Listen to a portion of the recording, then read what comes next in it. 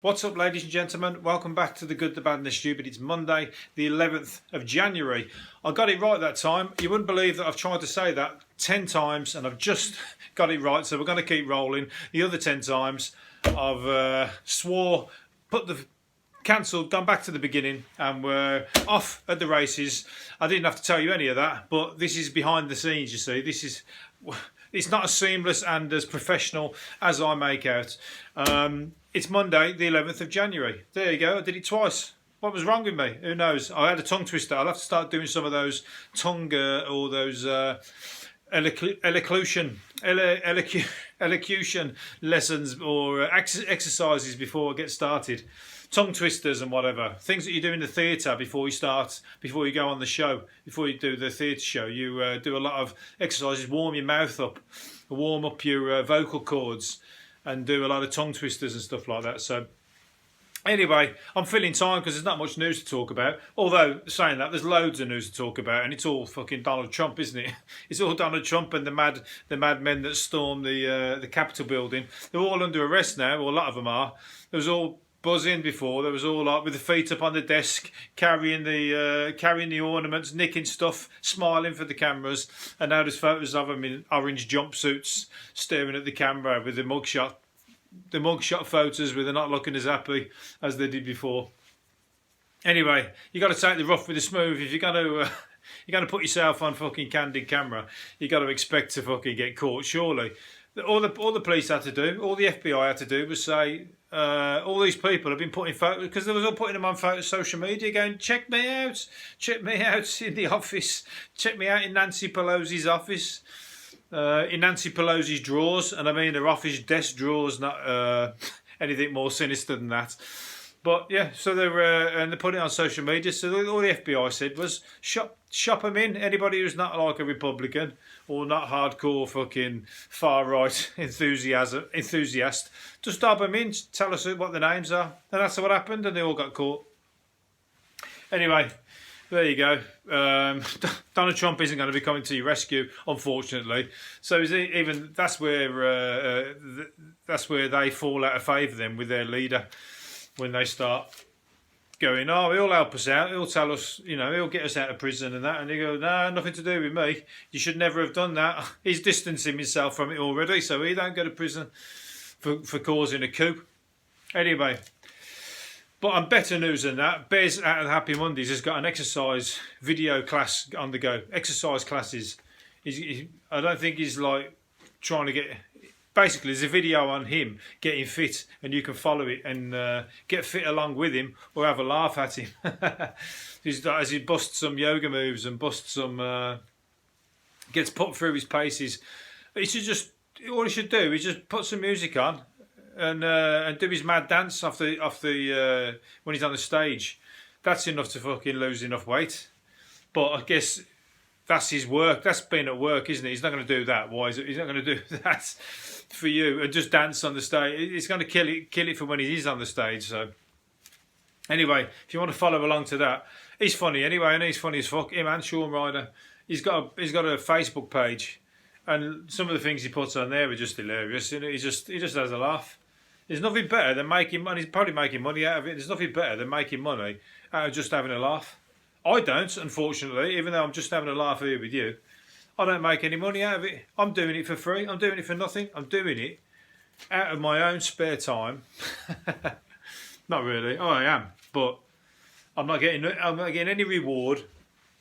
But you're listening. That's my reward. Somebody's listening. I'm talking to somebody at the very least. This is me being lonely and you being my psychologist or psychiatrist, maybe. Perhaps you are that. You're going, yeah, this guy's fucking mental. I'll keep listening just in case he does something untoward. Well, look, there's people doing a lot more untoward than I'm going to be doing or talking about here, and most of them was on that Capitol Hill march, because they're fucking mental, half of them was. Anyway, moving on. I tried to bring that political. Didn't work, did it really? But still, that's all I have to turn the news off on the TV, because that's all that keeps rotating round and around and around and around. I think Mike Pence is going to come out and pull the 25th Amendment on Donald Trump because he's embarrassed him, really. Donald Trump has embarrassed Michael Pence by Michael Pence. Does he like being called Michael? Mike Pence. He likes to be called short names. But he's been embarrassed by Donald Trump because Donald Trump started slagging him off when he was trying to make the coup. He's saying even Mike Pence isn't going to protect you. Even he's losing his bottle. So now Mike Pence could have the last laugh and pull the rug under Donald Trump by saying I don't think he's fit for office and banging the 25th Amendment on him. Although Joe Biden's bound to get that fucking put on him at some point in the next few years because he can't string a sentence together. Not that I can at the moment because I'm tongue-tying myself as I go through this podcast. But Joe Biden is he can't get his words together. And somebody asked him a question. I couldn't watch it. Somebody asked the question, and the title of the video was that his answer was totally mental, totally off the wall. Like, they asked him this question, and I couldn't listen to it because I know it was just going to make a really embarrassing, like, you know, his brain wasn't working kind of answer. And I thought, I can't watch it. It's going to make me feel uneasy. I'm going to have to get behind the sofa and put a pillow to one of my ears, and then I could listen. Right, anyway, the pubs are going to be shut till May. So, you know, you just got me to listen to, I think, until then. Pubs are going to be shut until possibly May bank holiday. Fucking hell. I mean, all you got to do is get fit and get educated via this podcast, or get fit via listening to Bez on his, or watching Bez, should I say, on his. In fact, Bez, you just got to watch him because he's going to be funny. You don't want to be trying to go along to it because you're going to miss out on some good humour there. What else is there? What else is there? Oh, and what's it called? Arnie come out and blasted Donald Trump. Any chance he gets to say, drop a few of his Terminator lines? I think he said, he did say something. What the fuck did he say? I forget. He said something. He brought out the Conan the Barbarian sword. Anything related to his films, anyway. He brings out something, and he did a tenuous link to his Conan the Barbarian sword, saying that the American democracy was like that sword, and every time you temper a sword, it gets stronger. So this sword is like our democracy. It's been battered a bit, and it's been bashed around a bit, and now it's stronger for it. So it was very tenuous, but it was good to listen to him because he did give a heartfelt speech about trouble growing up in Austria with the marches of the pro-Nazi fucking equivalent of the Proud Boys. So it was good to listen, always good to hear. But I definitely preferred, or liked to see Arnie come out with his two little ponies when he's smoking his big fat cigars and he's feeding his ponies at the dinner table. Or are they donkeys? He's got ponies, always got donkeys, I don't know what. But anyway, anytime, Arnie's he's up there with the best, isn't he? You can't fucking dislike Arnold Schwarzenegger. He really does take the piss out of himself and he don't give a shit. What was I going to say? Prog rock, Rick Wakeman, I was going to say then, I'm going to get my R's and my W's the wrong way around. Rick Wakeman said that one time it was one of the roadies was asking him what he wanted for why he was playing, why he was about to go on stage, and he said to him, I'm just going to have a curry after work. But the guy went and fetched him a curry. He thought he asked him for a curry and delivered it to him halfway through the concert. So he said, I was eating a chicken vindaloo whilst I was playing the piano and everything in the middle of a fucking concert. He was sitting on the stage or having a naan bread and poppadoms and his vindaloo and his pilau rice all behind the piano. Because you could probably do that. He's at the back a little bit, isn't he, with the rest of the band. So he was just tucking into that and nobody noticed. Apart from the rest of the band, who were all going, what the fuck's he doing? Where's mine? Or where's ours? Or like, what's he doing? He's like, obviously, you're not going to be performing too well while you're scoffing a Vindaloo, are you? But I think that's quite good. Maybe he was like, because if he didn't have any water and the Vindaloo was really hot, maybe the piano started getting banged a lot harder as he's trying to call the roadie trying to get his attention. Get me some water. Get me some water. You fucking shit. You give me the hottest curry fucking going. It's burning my mouth off. And I've got another hour and a half on the stage. Well, that's the risk you take, I'm afraid, Rick. Anyway, that's quite funny. And on a sad note, a Greg's sausage roll is only 4 minutes walk away from the average city centre visitor. They've exploded, haven't they? They're everywhere. Although, it's cheap, easier food, isn't it? Greg's, you can't get cheaper than a fucking Greg's for food. Even at the service stations. You get the service stations where everything's £10 for something that you know is £4 elsewhere. Even Greg's is still cheap there. They only stick about 20p on the normal prices. You're still going, yeah, that's all right. The queue at Greg's, I'm heading there. But you know, you can't live off it. You'll be a right big fat bastard if you was a Greg's addict. You're better off. You can only be a Greg's addict if you're a crack addict to counterbalance it.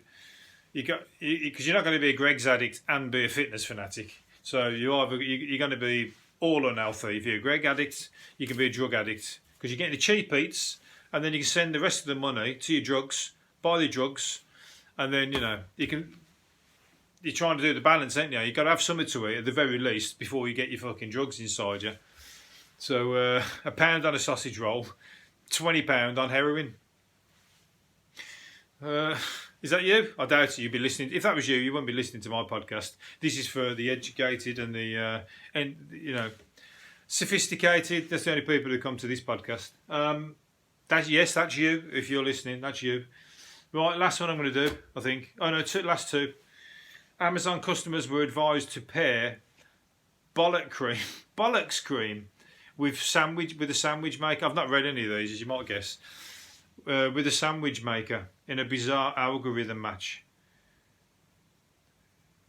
I didn't even know there was such a thing as Bollock cream. So there's a thing called Bollock's cream, and so when somebody was searching for a sandwich maker, it was coming up with Bollock's cream as well.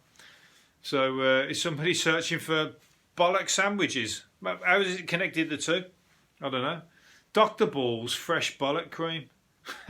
So if anybody, I didn't even know there was such a thing, but if you were looking for anything like that, or you're interested in anything like that, Dr. Ball's, if you type in Dr. Ball's fresh Bollock cream, you might come up with a sandwich toaster, or you might actually get some creams come up. So all the other way around. If you put in sandwich toaster, Breville. Right, let's move off that. I've milked that one, I think, if there was anything to be milked. 8 in 10 gym members plan to ditch their memberships because they got used to working at home. And because we've all got institutionalised, we all don't want to go out now. We're all stuck indoors, curtain twitching. We don't want to be out on the outside. It's all germ ridden and full of virus people.